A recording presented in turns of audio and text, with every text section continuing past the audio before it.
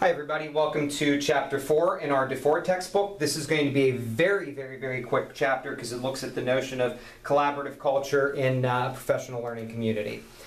There is a lot of overlap in this chapter. We've covered a lot of this in the Fullen book. We looked at strategic planning. We looked at importance of unified culture, unified district vision and mission. So try to think about the parallels between what Fullen presented and what DuFour is presenting here. I think that's going to give you a better appreciation for the professional learning community through a different lens, and I think it's going to help you understand the perspectives they're all coming from too as well.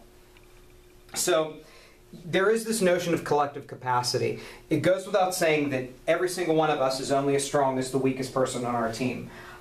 You have to really identify the strengths and talents of your staff and choose the teams to benefit everybody.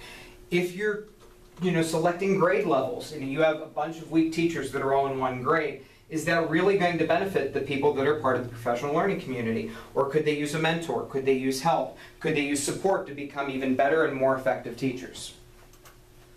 So, professional learning communities are culture-based and they're collaborative.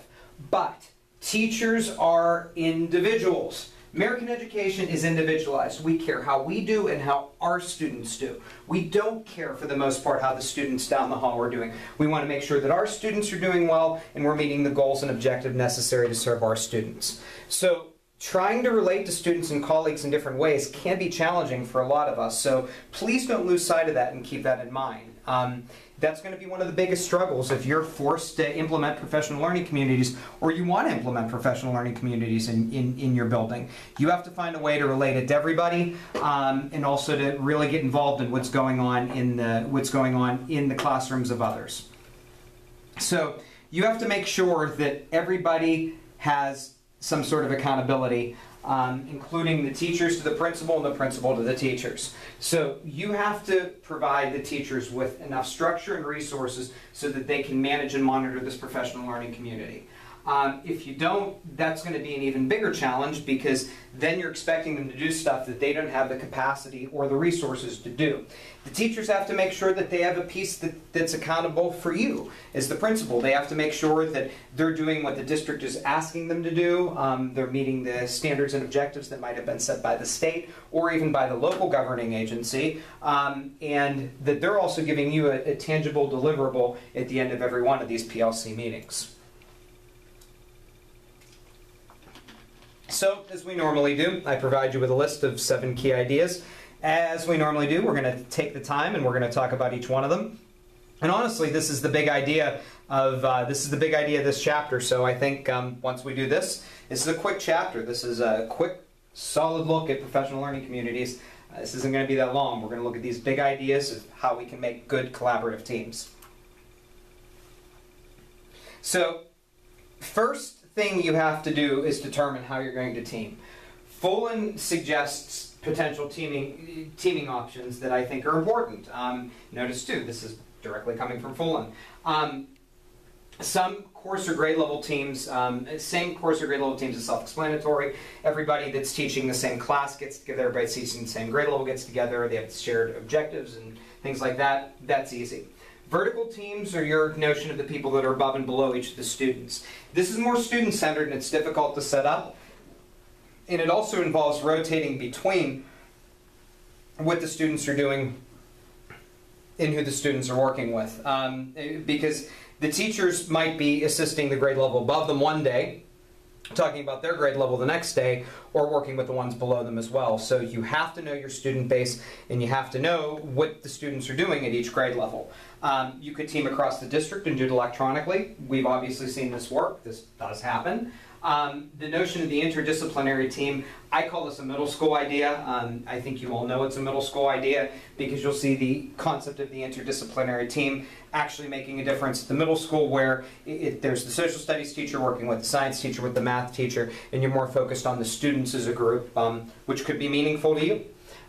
You could also look for end outcomes. This could be tracking. This could be college readiness. This could be students that are going to technical schools. So the teaming and how you decide to set up your professional learning communities is one of the biggest things. If you do it correctly the first time, it's not something you have to worry about after that. So you have to have time to collaborate. Geez, you know, like I look at these suggestions and I'm telling you that I have found the most effective one to be early release at the end of the day or in the beginning of the day having the meeting. Common preparation time makes the teachers feel like you're infringing on their prep time. Like I said, I like adjusting the start and the end of the workday. That works. I've seen this work in schools where common prep time just really manages to agitate people.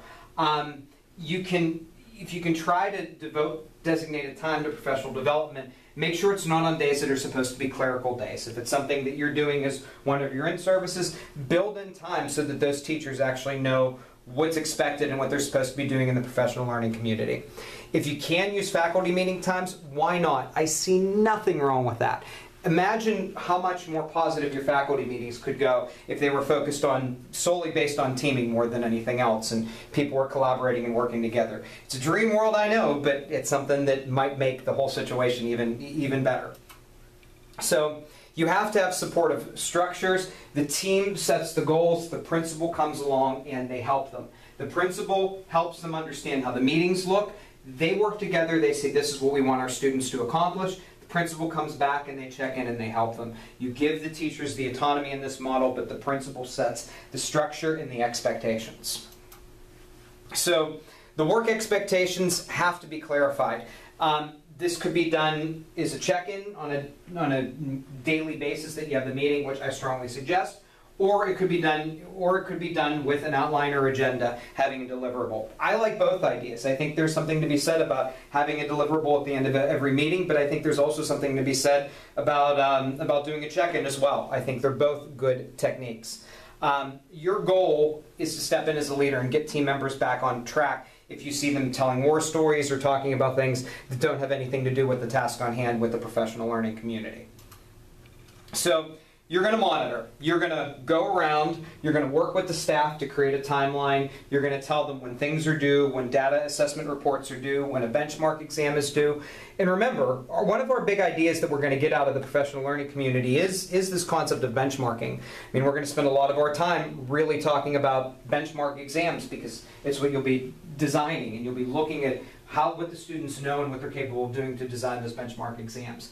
You have to have a tangible work product, and if it's created, that's going to also make the experience better for everybody involved. So you have to believe in your teaching staff and you have to trust them. If you support your teaching staff and you give them what they need to be successful, then you praise them. You tell them when they're doing a good job. You want them to do it the right way, and you want them to do it the correct way. And that is a big takeaway from professional learning communities. It's something that you commit to. You don't want to take shortcuts, and you believe in the system and you believe in the model, and you're doing it to benefit everybody on staff. So if you have accomplishments, you celebrate them. And you've heard DuFour say this now 100 times. Celebrate accomplishments, celebrate accomplishments, celebrate accomplishments.